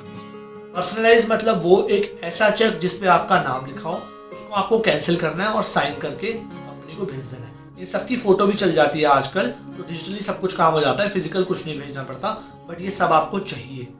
अगर आपके पास एक कैंसिल्ड चेक नहीं है तो 6 महीने की आपकी अकाउंट स्टेटमेंट लगती है। पिछले 6 महीने में आपके अकाउंट में जो भी ट्रांजैक्शन हुए हैं वो सब लगते हैं। तो अगर है तो कैंसिल चेक से काम हो जाएगा, नहीं तो 6 महीने की अकाउंट स्टेटमेंट देनी पड़ेगी। उसके अलावा आपकी पासपोर्ट साइज फोटो चाहिए। ये 4 चीजें आपको चाहिए ही अकाउंट खोलने के लिए। किसी भी ब्रोकर पे अकाउंट खोलना है, ब्रोकर के बारे में सर्च कर लीजिए, मैं रिकमेंड नहीं करूंगा कुछ भी, बट मेरा ब्रोकर शेर खान है। मैं ज़ीरोधा भी काफी पसंद करता हूँ, लेकिन शेर खान पे शुरू से काम कर रहा हूँ। अब दोस्तों जान लेते हैं शेयर्स के बारे में, जिसमें हम ये भी जानेंगे कि शेयर्स को बेसिकली किस तरीके से एनालाइज करते हैं। तो देखिए दोस्तों, शेयर की हिस्ट्री में आपको ऑलरेडी बता चुका हूँ। शेयर्स कैसे बनते हैं वो भी बता चुका हूँ। जब एक कंपनी बनाई जाती है तो उसमें शेयर्स इशू किए जाते हैं। अगर वो एक पब्लिक लिमिटेड कंपनी है तो उसके शेयर्स पब्लिक हो जाते हैं, 200 से ज्यादा इन्वेस्टर हो सकते हैं। अगर वो एक पब्लिक लिमिटेड लिस्टेड कंपनी है तो वो शेयर मार्केट पे शेयर लिस्ट हो जाते हैं। इसी तरीके से शेयर लिस्ट होते हैं, जो कि कंपनी की ओनरशिप को दर्शाते हैं। एक शेयर और कुछ नहीं है बल्कि कंपनी की ही ओनरशिप है, जो कि कितना भी % हो सकता है। उसके अलावा मैंने बताया कि शुरू में क्या होता था, जो हिस्ट्री में सबसे पहले शेयर्स जो होते थे वो फिजिकल शेयर होते थे, जिसपे नाम लिखा होता था, आपको मिलता था। आज भी ऐसी स्टोरीज सुनने को मिल जाती हैं कि किसी के पास उसके कोई पुराने 1000 शेयर पड़े मिल गए जिसकी बहुत वैल्यू थी और उसने आज जाके बेचा और वो करोड़पति बन गया। ऐसी बहुत स्टोरीज आती रहती हैं। अब ये स्टोरीज नहीं आ सकती बिकॉज अब हर कंपनी को अपने सारे शेयर डीमैट में कन्वर्ट करना कंपलसरी हो गया और सबने कन्वर्ट कर लिए। लेकिन आज से साल 2 साल पहले तक ये बहुत कॉमन था। उसके बाद जैसे मैंने बताया कि सारे शेयर हो गए डीमैटेरियलाइज और करंट शेयर का जो फॉर्मेट है सारे के सारे इलेक्ट्रॉनिक शेयर्स ही हैं। अब जान लेते हैं शेयर के प्राइसेस के बारे में। मैंने आपको बताया शेयर के जो प्राइसेस होते हैं उसमें 3 कॉन्सेप्ट हैं। सबसे पहले फेस वैल्यू। फेस वैल्यू में ऑलरेडी एक्सप्लेन कर चुका हूँ कि अगर पेड अप कैपिटल 1 लाख रुपए है और आप लोगों ने शुरू में कंपनी के 10,000 शेयर इशू किए तो पेड अप कैपिटल यानी कि वो वैल्यू जो कि आपने पे करी कंपनी को स्टैब्लिश करने के लिए। इनिशियल शेयर्स जो आपने कंपनी को स्टैब्लिश करने के लिए बनाए वो आपने डिसाइड किए 10,000। तो आपके पेड अप कैपिटल को अगर मैं टोटल शेयर से डिवाइड कर दूं तो फेस वैल्यू निकल के आ जाती है जो कि हर शेयर के ऊपर लिखी होती है। इलेक्ट्रॉनिक शेयर के ऊपर भी लिखी होती है, फिजिकल शेयर के ऊपर भी लिखी होती है। फेस वैल्यू वो वैल्यू नहीं है जिस वैल्यू पे शेयर कंपनी का लिस्ट होगा शेयर मार्केट पे। फेस वैल्यू बस वो वैल्यू है जिस वैल्यू पे एक कंपनी जब बनी थी तो जो नंबर ऑफ शेयर्स बने थे तो एक शेयर पे जो लिखी हुई थी। दूसरा टर्म है इशू प्राइस। मैंने आपको अभी आईपीओ का कॉन्सेप्ट सिखाया था। प्राइमरी मार्केट में जब एक कंपनी आके अपने शेयर को पहली बार मार्केट में लिस्ट करती है तो जिस प्राइस पे वो लिस्ट करती है उसको इशू प्राइस बोलते हैं। तो लिस्ट प्राइस क्या है? देखिए दोस्तों, मैंने आपको पहले भी बताया था कि जब एक आईपीओ हम अप्लाई करते हैं तो कंपनी एक शेयर का एक प्राइस डिसाइड करती है जिसको हमने इशू प्राइस बोला। लेकिन जब बहुत सारे लोग इसको सब्सक्राइब करते हैं आईपीओ को, बहुत सारे लोग लेने जाते हैं, तो लिमिटेड लोगों को है क्योंकि ये लॉटरी सिस्टम से मिलता है। जब ये शेयर लिस्ट हो जाता है कंपनी का शेयर मार्केट में जाके तो एक और प्राइस पे लिस्ट होता है जो कि इशू प्राइस से अलग होता है। यूजुअली अगर ज्यादा लोगों ने सब्सक्राइब किया एक शेयर को तो ज्यादा चांसेस है कि लिस्टिंग प्राइस इशू प्राइस से ज्यादा होगा। जैसे फॉर एग्जांपल अभी मैंने मिसेस बैक्टर का ये एक शेयर है जिसका भी आईपीओ आया था, मैंने सब्सक्राइब किया, मुझे मिल गया तो वो डबल पे खुला। जितने रुपए का वो शेयर था उससे डबल पे खुला। इशू प्राइस मान लीजिए अगर 200 रुपए था तो जब वो लिस्ट हुआ जाके मार्केट में तो 400 पे लिस्ट हुआ। मुझे तो 200 में मिल गया शुरू में, लेकिन जैसे ही मार्केट में आया तो 400 पे आया, मैंने तो तुरंत बेच दिया। इसी तरीके से कई लोग बेच देते हैं। ऐसा भी हो सकता है कि ये कई बार सस्ते पे लिस्ट हो जाए, यानी कि 200 की जगह 180 पे लिस्ट हो जाए। वो सब डिपेंड करता है डिमांड और सप्लाई पे, कितने लोगों ने सब्सक्राइब किया उस पर। इशू प्राइस और लिस्ट प्राइस में आप डिफरेंस समझ के, आईपीओ का जो प्राइस जो कंपनी ने दिया वो था इशू प्राइस। जब बहुत लोगों ने सब्सक्राइब किया तो जिस वैल्यू पे शेयर मिला और पहले दिन मार्केट में लिस्ट हुआ उसको बोलते हैं लिस्टिंग प्राइस। अब दोस्तों एक कॉन्सेप्ट आता है शेयर मार्केट में जिसको बोलते हैं स्टॉक स्प्लिट। स्टॉक स्प्लिट बहुत इंपॉर्टेंट कॉन्सेप्ट है, इसको ढंग से समझिए। देखिए, जब शेयर मार्केट में एक शेयर लिस्ट हुआ तो उसकी कोई शेयर प्राइस होगी, मान लीजिए 500 रुपए। फिर वो ट्रेड होना शुरू हुआ, मान लीजिए 6 महीने बाद 600 का हो गया, 1 साल बाद 1000 का हो गया, 5 साल बाद 4000 का हो गया। जो शेयर 500 रुपए का था वो आज मार्केट में 4000 रुपए का हो गया। अगर आज इसको कोई खरीदना चाहे तो आप सोच के देखिए, अगर 500 रुपए का शेयर खरीदना चाहे तो बहुत लोग खरीद सकते हैं, लेकिन अगर 4000 का खरीदना चाहे तो बहुत लोग नहीं खरीद सकते। इसका मतलब जो इसकी लिक्विडिटी है, यानी कि जितने लोग इसको खरीद और बेच रहे होंगे वो कम हो जाएंगे। कंपनी हमेशा ये चाहेगी कि ज्यादा से ज्यादा लोगों के पास ऑप्शन रहे। अगर मैं आज एक कंपनी का शेयर खरीदना चाहता हूँ, किसी भी कंपनी का शेयर खरीदना चाहता हूँ, तो कंपनी तो चाहेगी कि मुझे दे पाए क्योंकि मैं तो खरीदना चाहता हूँ, तो पर कंपनी दे नहीं सकती क्योंकि 4000 का शेयर हो गया, मेरी तो औकात नहीं खरीदने की। तो कंपनी क्या करती है, कई बार स्टॉक को स्प्लिट कर देती है, जिसमें कि वो क्या करती है, एक स्टॉक को 2 बना देती है और प्राइस को हाफ कर देती है। यानी कि अगर आज मेरे पास एक शेयर था 4000 रुपए का, तो कंपनी क्या कहेगी कि यार तू एक की जगह 2 शेयर रख ले 2-2000 के। आज भी टोटल पैसा 4000 ही रहा, लेकिन शेयर हो गए 2। इससे क्या हुआ, जो छोटे इन्वेस्टर थे जो कि पहले शेयर को नहीं खरीद पा रहे थे, अब वो शेयर को खरीद पाएंगे क्योंकि शेयर स्प्लिट हो गया। स्प्लिट होने में आपको कोई फायदा नुकसान नहीं हुआ अगर आप ऑलरेडी शेयर खरीदे हुए हैं। आपके पास तो एक शेयर था, उसकी जगह 2 शेयर हो गए। फायदा बस इतना जरूर हुआ कि पहले 4000 का शेयर 10% अगर बढ़ता, उसमें टाइम लगता, 2000 का शेयर 10% जल्दी बढ़ जाएगा, तो ज्यादा चांस है कि आपका जो शेयर है वो जल्दी जल्दी पैसा ग्रो करे। तो स्टॉक स्प्लिटिंग में हमेशा फायदा होता है वैसे, लेकिन ओवरऑल अगर आप सेम डे देखेंगे तो कोई फायदा नहीं दिखेगा। पहले 4000 का एक शेयर था, अब 2000 के 2 शेयर है, लेकिन फायदा किसको हुआ, नए आदमी को जो कि इन्वेस्ट करना चाहते हैं। दूसरा इसी से मिलता जुलता कॉन्सेप्ट है बोनस शेयर। बहुत बार क्या होता है दोस्तों, कंपनी एक एक्स्ट्रा शेयर इशू करती है। यानी कि अगर आज मेरे पास एक शेयर है और एक कंपनी कहती है कि मैं बोनस शेयर इशू कर रही हूँ, तो मेरे पास अगर एक शेयर है तो हो सकता है कंपनी मुझे एक और फ्री में शेयर दे दे। बोनस शेयर क्या है? फ्री शेयर, जो कंपनी ने ऐसे दे दिया अपने उन सारे शेयर होल्डर्स को जिनके पास शेयर था, उसको फ्री में ऐसे दे दिया कि लो भाई बोनस शेयर रखो। ऐसा क्यों करती है कंपनी? ऐसा कंपनी इसलिए करती है क्योंकि वो लोगों को फायदा पहुंचाना चाहती है और वो अपने शेयर का प्राइस गिराना चाहती है। देखिए, अपने शेयर का प्राइस गिराने के दो तरीके थे। पहला तरीका क्या था कि आप स्प्लिट कर दीजिए शेयर, जिसके अंदर एक के दो शेयर हो जाएंगे। दूसरा तरीका क्या था कि आप एक के साथ एक शेयर फ्री दे दीजिए और जो प्राइस है वो भी स्प्लिट कर दीजिए। बोनस शेयर का कंसेप्ट समझे आप? बोनस शेयर में आपको एक एडिशनल शेयर मिल गया। स्टॉक स्प्लिट में क्या हुआ था? आपको स्टॉक एक शेयर को दो में बांटा गया था, यहाँ पर एक पे एक फ्री मिल गया। दोनों केस में क्या हुआ? मार्केट वैल्यू हाफ हो गई। दोनों केस में मार्केट वैल्यू हाफ हो गई। एक केस में एक के दो शेयर हुए, एक केस में एडिशनल शेयर मिला। फिर इन दोनों में फर्क क्या था? इन दोनों में फर्क ये था दोस्तों कि जब स्टॉक स्प्लिट होता है तो फेस वैल्यू भी स्प्लिट हो जाती है। समझ रहे हैं आप? आज कंपनी ने 10 शेयर इशू किए हुए हैं 10 रुपए की फेस वैल्यू पे। कल कंपनी जब स्टॉक स्प्लिट करती है तो 10 की जगह कितने शेयर इशू हो गए? 20 शेयर। तो जब 20 शेयर इशू हो गए तो फेस वैल्यू भी कंपनी आधी कर देती है।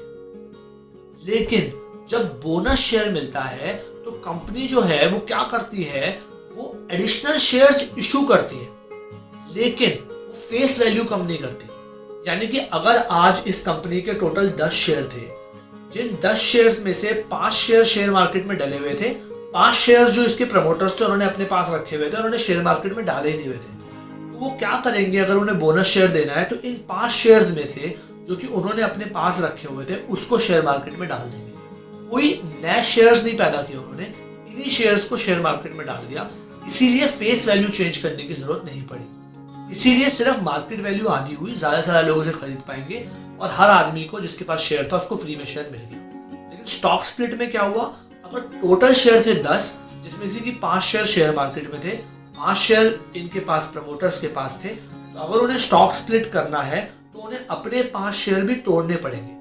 अगर वो बोलते हैं कि हम 1:2 के रेशियो में स्टॉक स्प्लिट करेंगे, यानी कि अगर वो बोलते हैं कि हम हर स्टॉक को आधे में तोड़ेंगे, तो फिर उन्हें क्या करना पड़ेगा? इन 5 स्टॉक के 10 स्टॉक बनाने पड़ेंगे, जिसकी प्राइस उन्हें फेस वैल्यू भी आधी करनी पड़ेगी। तो समझ गए आप? स्टॉक स्प्लिट में एडिशनल शेयर्स इशू हुए, 5 शेयर के जो इनके पास प्रमोटर्स के पास रखे हुए थे वो भी 10 शेयर हो गए। लेकिन बोनस शेयर में ऐसा नहीं हुआ। बोनस शेयर में जो ये 5 शेयर इनके पास रखे हुए थे, इन्हीं को उठा के उन्होंने फ्री में लोगों को दे दिया। और दोनों केस में क्या हुआ? मार्केट वैल्यू कम हुई। इस टेबल को देखिए जो मैंने यहाँ पे शेयर कर रखी है। देखिए, स्टॉक प्राइस था 100 रुपए, फेस वैल्यू थी 10 रुपए। आफ्टर बोनस इशू 1:1, यानी कि एक शेयर पे एक बोनस। अगर यहाँ पे 1:2 लिखा होता, यानी कि 2 शेयर पे एक बोनस। इसको उल्टा पढ़ना है आपको। यानी कि अगर आपके पास 2 शेयर है तो एक शेयर फ्री में मिल रहा है। अगर यहाँ पे लिखा होता 1:10, यानी कि अगर आपके पास 10 शेयर है तो एक शेयर फ्री में मिल रहा है। अगर यहाँ पे लिखा होता 3:5, यानी कि अगर आपके पास 5 शेयर है तो 3 शेयर फ्री में मिल रहा है। उल्टा पढ़ना है आपको। इतने शेयर पे इतने शेयर फ्री, 10 शेयर पे एक शेयर फ्री। यहाँ पे 1:1 का मतलब ये है कि एक शेयर पे एक शेयर फ्री। तो क्योंकि फ्री शेयर मिलता है बोनस शेयर में, तो देखिए फेस वैल्यू चेंज नहीं हुई, वो 10 रुपए की 10 रुपए ही रही। अब स्प्लिट देखिए, जब स्टॉक स्प्लिट हुआ तो स्टॉक प्राइस का क्या हुआ? आधा हो गया, जो कि आधा हो गया था किसमें? बोनस में भी। लेकिन स्टॉक स्प्लिट में भी आधा हो गया, जहां पे 1:2 यानी कि 1:2 में टूट रहा था, इसीलिए स्टॉक प्राइस आधा हो गया। बट फेस वैल्यू क्या हुई? क्योंकि वहां पे स्टॉक टूटा, क्योंकि वहां पे टोटल नंबर ऑफ शेयर्स जो कि प्रोमोटर्स के पास थे वो भी चेंज हुए, इसीलिए वहां पे फेस वैल्यू भी आधी हो गई, फेस वैल्यू हो गई 5। तो आशा करता हूं दोस्तों आपको स्टॉक स्प्लिट और बोनस शेयर समझ आ गया। लेकिन दोस्तों, बोनस शेयर सुनने में बहुत बढ़िया कॉन्सेप्ट लगता है, लेकिन क्या कंपनी ऐसे ही इशू कर देती है कि आज सुबह उठी और आज सुबह उठ के पता लगा आपके पास शेयर डबल हो गए? ऐसा नहीं होता। एक कंपनी हमेशा पहले से अनाउंस करती है कि कौन से दिन वो आपको बोनस देने वाली है। जिस दिन वो ये अनाउंस करती है उसको बोलते हैं अनाउंसमेंट डेट। तो बोनस छूटने से पहले, बोनस मिलने से पहले जो डेट होती है उसको एक्स बोनस डेट बोलते हैं। अगर आपको बोनस चाहिए तो आपको उस कंपनी के शेयर्स खरीद के रखने पड़ेंगे एक्स बोनस डेट से पहले। एक्स बोनस डेट के बाद आप नहीं कर सकते। आपको अगर आप उसके बाद शेयर खरीद भी लेते हैं तो वो आपको बोनस वाले रेट पे, मतलब आधे रेट पे ही मिलेंगे, आपको बोनस नहीं मिलेगा। तो अगर बोनस आपको चाहिए तो एक्स बोनस डेट से पहले अप्लाई कर दीजिए, शेयर खरीद लीजिए। अनाउंसमेंट डेट वो डेट जिस दिन कंपनी ने अनाउंस किया कि वो बोनस देने वाला है शेयर। एक्स बोनस डेट वो डेट जिससे पहले आप शेयर खरीद के रख सकते हैं, उसके बाद आपको बोनस नहीं मिलेगा, उसके बाद आपको आधे में ही मिलेगा। रिकॉर्ड डेट वो डेट जिस दिन पे ये बोनस वाला शेयर आपके अकाउंट में पहुंच जाता है। आज अगर ये शेयर आपके अकाउंट में पहुंच गया, इसको बोलेंगे रिकॉर्ड डेट। अब बात कर लेते हैं फाइनेंशियल्स ऑफ स्टॉक की। देखिए दोस्तों, स्टॉक्स के बारे में दो चीजें समझने की जरूरत है। पहली डिविडेंड, दूसरा long term capital gain. Dividend क्या होता है? डिविडेंड और कुछ नहीं है, प्रॉफिट है। एक कंपनी जब वो प्रॉफिट कमाती है तो वो अपने शेयर होल्डर्स को वो प्रॉफिट शेयर भी कर सकती है। मान लीजिए मेरे पास इन्फोसिस का शेयर है। इन्फोसिस ने मान लीजिए कि इस साल 1000 करोड़ रुपए कमाए, तो अगर इन्फोसिस चाहे तो वो मुझे कुछ परसेंट, किस चीज का परसेंट? फेस वैल्यू का, जो शेयर की फेस वैल्यू है उसका कुछ परसेंट मुझे डिविडेंड दे सकती है। मान लीजिए आप कई बार सुनेंगे कि 100% डिविडेंड मिला।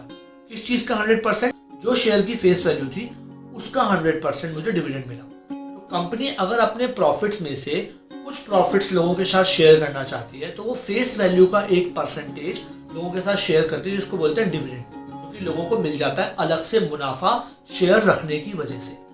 हर कंपनी डिविडेंड नहीं देती। क्यों? अगर वो प्रॉफिट कमाए तब भी नहीं देती। क्यों? क्योंकि वो ये बोलती है कि मैं डिविडेंड नहीं दूंगी, मैं इस पैसे को जो कि मैं डिविडेंड लोगों को देने वाली थी उसको और ज्यादा अपने बिजनेस को बढ़ाने में यूज करूंगी, ताकि मेरे शेयर की वैल्यू और बढ़ पाए और मैं बाद में और ज्यादा डिविडेंड दे पाऊं। इसीलिए कई बड़ी कंपनीज डिविडेंड नहीं देती, बट कई ऐसी कंपनीज हैं जो कि रेगुलरली डिविडेंड देती हैं। आप गूगल कर सकते हैं कि ऐसी कौन सी कंपनीज है जो कि रेगुलरली डिविडेंड देती हैं। उन कंपनीज के आप जितने लॉन्ग टर्म तक शेयर्स रखेंगे उतना चांस है कि आपको अच्छा डिविडेंड मिल जाए। फेस वैल्यू के परसेंटेज पर डिविडेंड मिलता है, इस चीज को याद रखिएगा, मार्केट वैल्यू के परसेंटेज पे नहीं।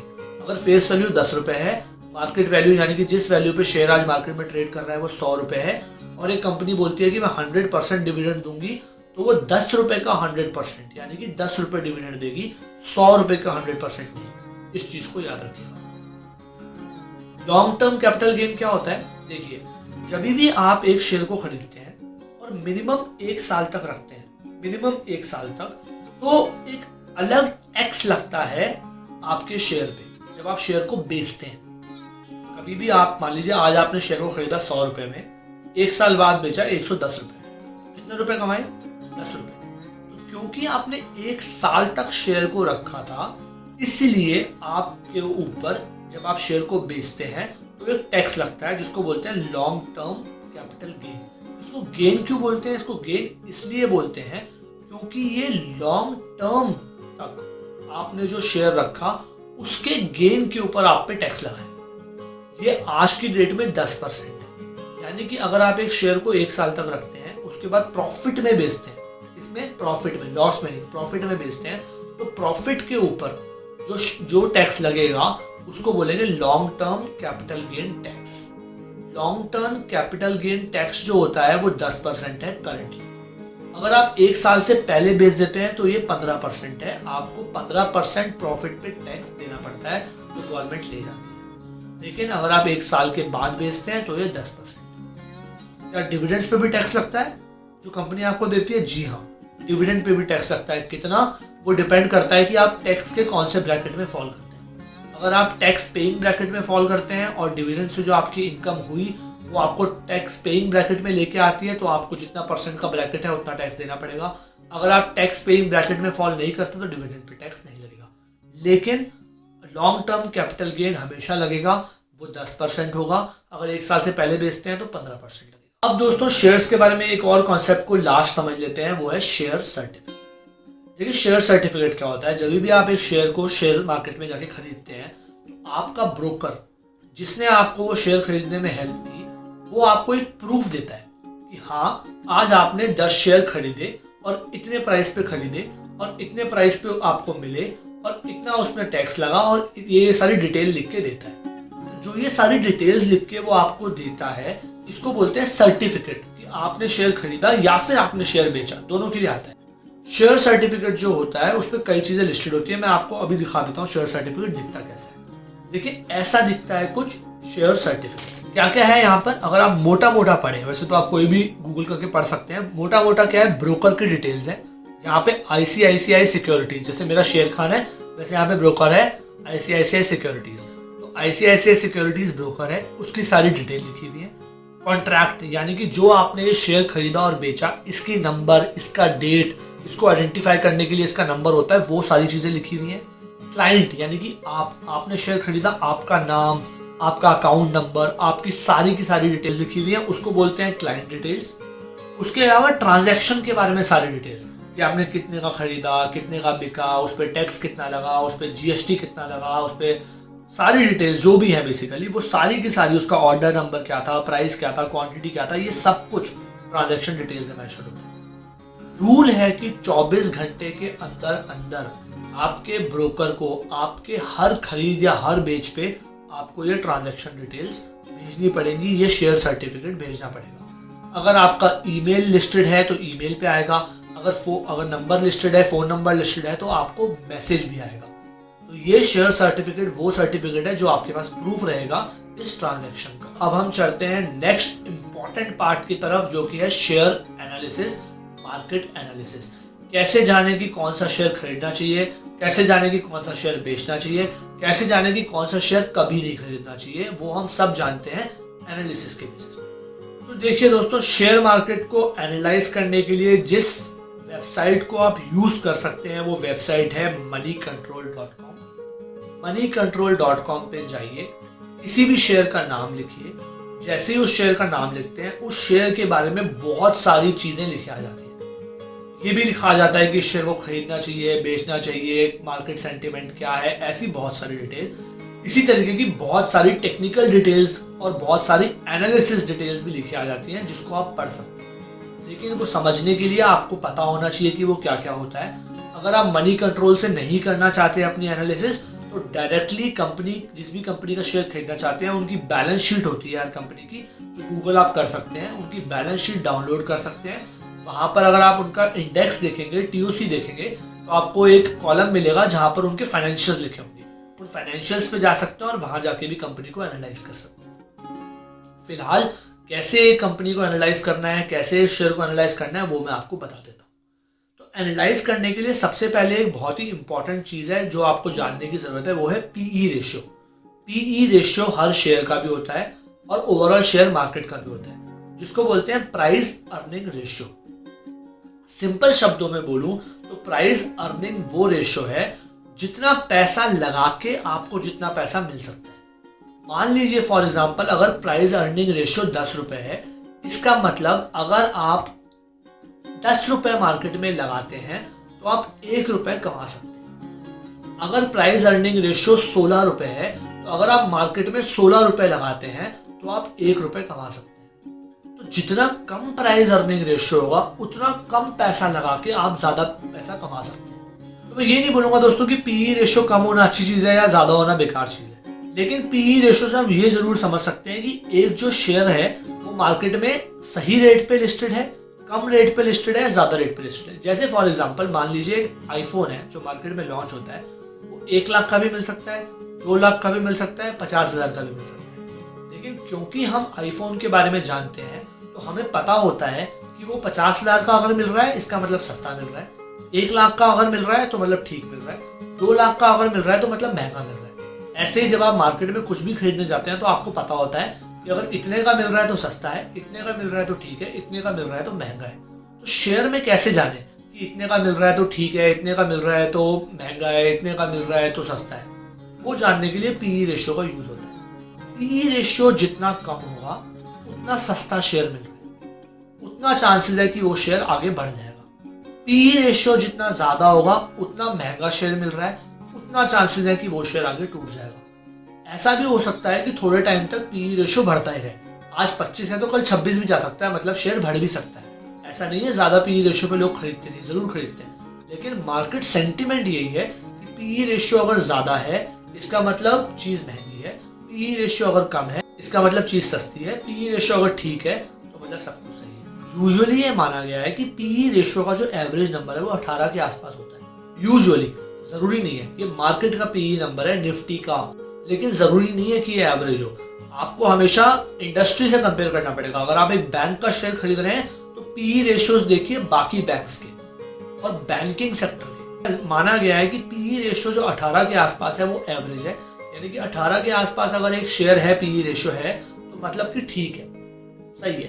अगर 15 से कम है या फिर 15 भी है तो माना जाता है कि सस्ता मिल रहा है।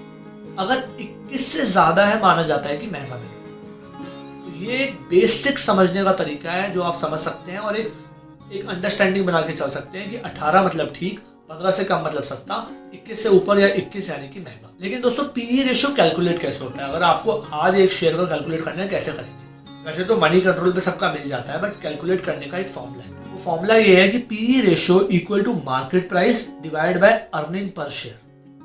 मार्केट प्राइस क्या है? जिस प्राइस पे आज आपका शेयर मार्केट में है, जो आज एक्सचेंज पे चल रहा है, वो है market price. Earning per share कैसे निकालेंगे?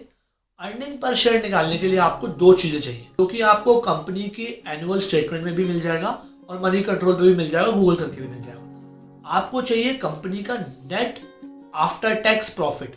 मान लीजिए, फॉर एग्जांपल, इस एग्जांपल से समझाता हूँ आपको। मान लीजिए मार्केट प्राइस है 100 रुपए, यानी कि शेयर मार्केट में 100 रुपए का बिक रहा है। जिस कंपनी का ये शेयर है, उस कंपनी ने टैक्स देने के बाद जो प्रॉफिट कमाया, वो कमाया कितना? 10,000 रुपए। कितना कमाया? 10,000 रुपए। इस कंपनी के मार्केट में शेयर्स कितने हैं जो इसने लॉन्च किए हुए? मान लीजिए 1000। तो 10,000 रुपए इस कंपनी ने टोटल कमाए।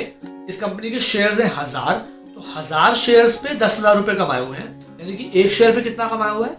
10 रुपए कमाया हुआ है। तो जो अर्निंग पर शेयर आया वो कितना आ गया? वो आ गया PAT divide by number of shares, यानी कि 10,000 डिवाइड बाय 1000 यानी कि 10 रुपए।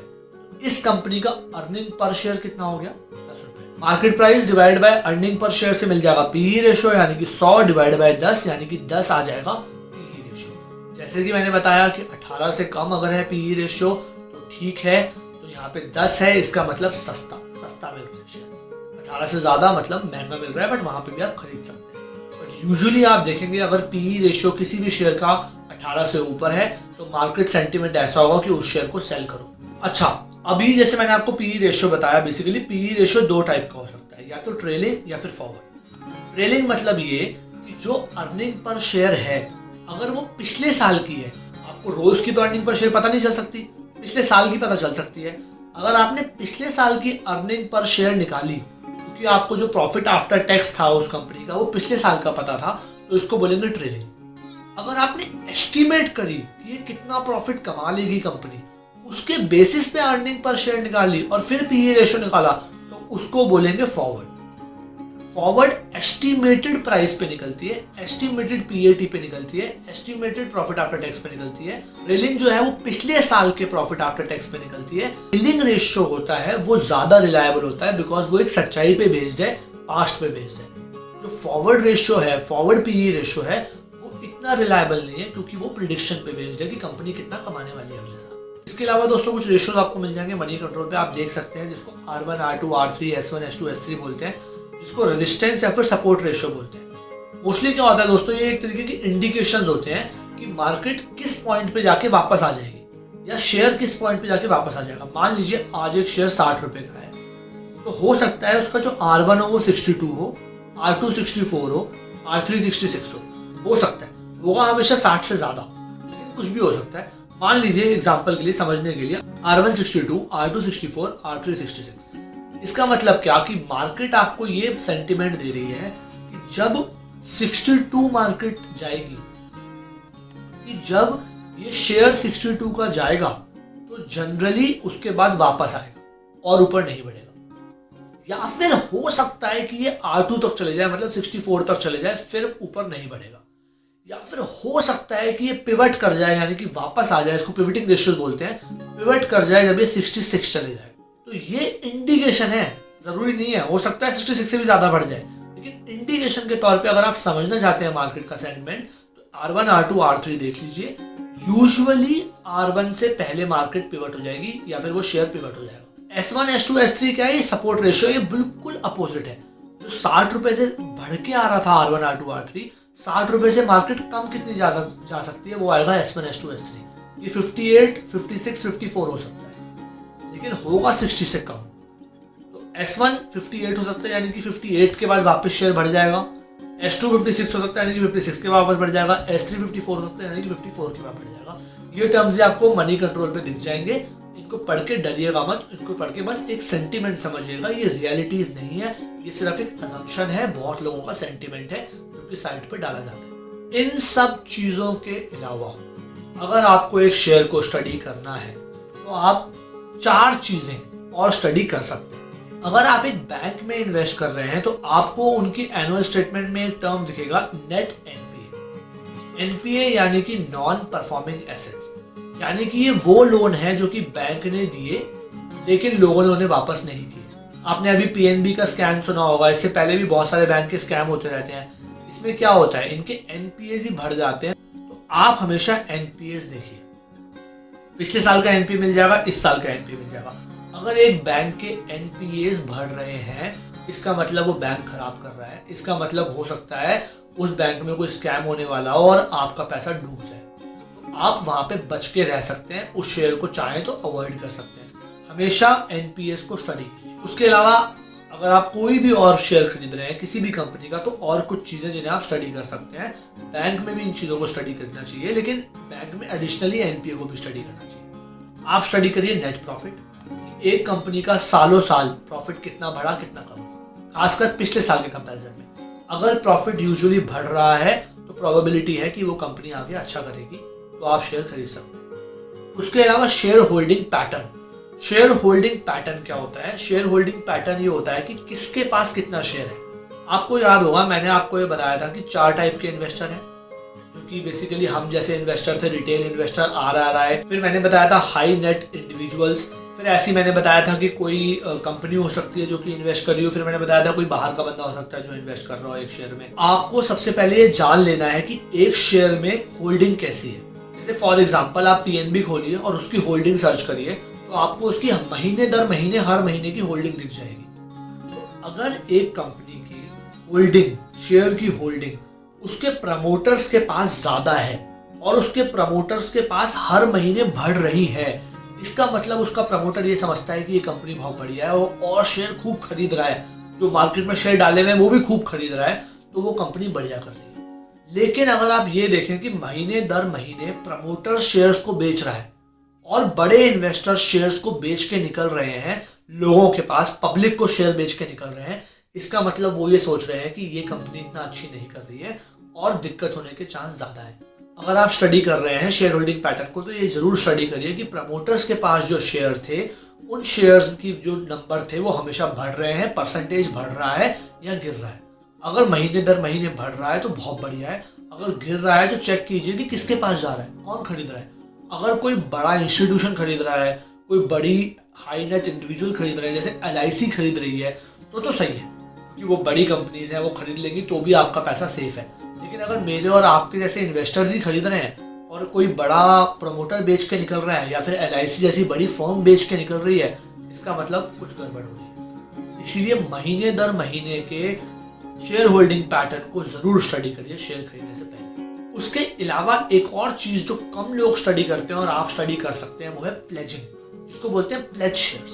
प्लेज शेयर्स क्या होता है? मान लीजिए मेरे पास आज एक कंपनी है और मान लीजिए मैं उसका प्रमोटर हूँ और मान लीजिए मेरे पास 1000 शेयर है और मान लीजिए 1000 शेयर जो है 50% के बराबर है, यानी कि सिंपल टर्म्स में मेरे पास कंपनी के 50% शेयर है और मैं कंपनी का प्रमोटर हूँ। आज कोई प्रॉब्लम आई, कोविड आया और मुझसे अभी कंपनी रन नहीं हो रही, मैं लोगों को सैलरी नहीं दे पा रहा, तो बैंक क्या बोलता है? बैंक ये बोलता है कि तुम अपने शेयर मेरे पास गिरवी रख दो, जिसको बोलते हैं प्लेजिंग, और मैं तुम्हें उसके बदले पैसा और लोन दूंगा जिससे तुम अपनी कंपनी चलाओ। तो एक कंपनी, ज्यादातर कंपनीज अपने कुछ परसेंट शेयर हमेशा बैंक के पास प्लेज करके रखती है। लेकिन अगर आप ये देखें इनकम स्टेटमेंट में या फिर एनुअल स्टेटमेंट में, आप ये देखें कि एक कंपनी की प्लेजिंग बढ़ रही है। आज मान लीजिए 10% शेयर प्लेज थे, यानी कि 10% शेयर प्रमोटर ने बैंक के पास रखे हुए हैं और लोन उठाया हुआ है। लोन उठाना पड़ता है सबको बिजनेस रन करने के लिए, बिल्कुल जीरो होने की जरूरत नहीं है प्लेजिंग को। लेकिन अगले साल ये 10% से बढ़ के 18% हो गया, मतलब कुछ तो गड़बड़ हुई। एक साल में 8% पैसा क्यों उठाना पड़ा, और मतलब 8% शेयर और क्यों गिरवी रखने पड़े? कोई तो कारण होगा, उसके बारे में पढ़िए। अगर बिजनेस खराब हो रहा था इस वजह से करना पड़ा, तो आप समझ जाइए कि कुछ गड़बड़ होने के चांस है और उस शेयर को मत खरीदिए।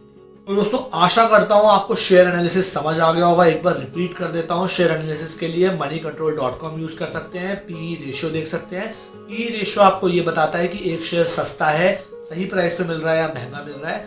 पीई रेशियो कैलकुलेट करने के लिए फॉर्मूला क्या है, market price divide by earning per share. Earning per share कैसे कैलकुलेट करते हैं, उस कंपनी की total earning divide by total shares, PAT divide by total shares. आप पीई रेशियो निकाल लीजिए, 18 से कम है मतलब शेयर सस्ता है, 18 से ज़्यादा है मतलब शेयर महंगा है। तो अगर शेयर सस्ता है ज़्यादा चांस है कि मार्केट बढ़ेगी, शेयर महंगा है ज़्यादा चांस है कि मार्केट गिरेगी। मतलब या तो शेयर की वैल्यू बढ़ेगी या फिर उस शेयर की वैल्यू गिरेगी। ज़रूरी नहीं है ऐसा हो, लेकिन चांसेस ज़्यादा है। उसके अलावा R1, R2, R3, S1, S2, S3 बताया, जो कि पिवट रेशियोज होते हैं, यानी कि वो अजम्पशन जो मानी जाती है प्राइजेस की, जिसके बाद मार्केट वापस आ जाएगी या प्राइस उस शेयर का वापस आ जाएगा। उसके अलावा हमने समझा कि अगर आप एक बैंक में इन्वेस्ट कर रहे हैं तो नेट एनपीए देखिए, यानी कि वो पैसा जो उन्होंने लोन में दिया लेकिन वापस नहीं आया, एनपीए बढ़ रहा है मतलब कुछ गड़बड़ हो रही है। नेट प्रॉफिट्स देखिए जो उनकी इनकम है। शेयर होल्डिंग पैटर्न देखिए, अगर तो प्रमोटर्स के पास शेयर अच्छा है तो बहुत बढ़िया, अगर प्रमोटर्स का शेयर कम होता जा रहा है तो देखिए वो किसको बिक रहा है। अगर एलआईसी या बड़े फर्म्स को बिक रहा है तो कोई बात नहीं, लेकिन अगर वो भी अपना शेयर बेच के निकल रहे हैं पब्लिक, मेरे और आपके जैसे इन्वेस्टर्स को, मतलब कुछ गड़बड़ है। फिर प्लेजिंग देख सकते हैं कि कितना % शेयर गिरवी रखा हुआ है प्रमोटर ने। अगर अपना ज़्यादा शेयर प्लेज कर दिया एक साल से अगले साल में, तो समझ जाइए कुछ गड़बड़ हो रही है, उस शेयर को मत खरीदिए या फिर बेच के निकल जाइए। तो दोस्तों यही थी शेयर मार्केट पे मास्टर क्लास। हमने इस क्लास में बहुत कुछ सीखा, मैंने इस क्लास में बहुत कुछ कवर किया। अगर आपको कोई भी डाउट हो तो इस लेक्चर को दोबारा देखिए, सब कुछ समझने की ट्राई कीजिए। अगर फिर भी कुछ समझ ना आए तो आप कमेंट सेक्शन में मुझसे डाउट पूछिए, मैं आपकी ज़रूर हेल्प करूंगा। मुझे बताइए ये वीडियो आपको कैसा लगा। अगर ये वीडियो अच्छा लगा तो वीडियो को लाइक कीजिए, एंड प्लीज़ फ्रेंड्स, अगर आपको ये वीडियो अच्छा लगा तो अपने फ्रेंड्स के साथ शेयर कीजिए, उनको इस चैनल के बारे में बताइए ताकि वो लोग आएँ और इस चैनल पे सब्सक्राइब कर पाएँ। व्हाट्सएप पे, फेसबुक पे, सबके साथ इस वीडियो को, मेरे चैनल को शेयर कीजिए। आशा करता हूँ दोस्तों आपको वीडियो अच्छा लगा होगा। अगर आपने अभी तक चैनल को सब्सक्राइब नहीं किया तो चैनल को सब्सक्राइब कर लीजिए, ताकि जब मैं ऐसे और वीडियोस लेके आऊँ तो आप उन वीडियोस को देख सकें।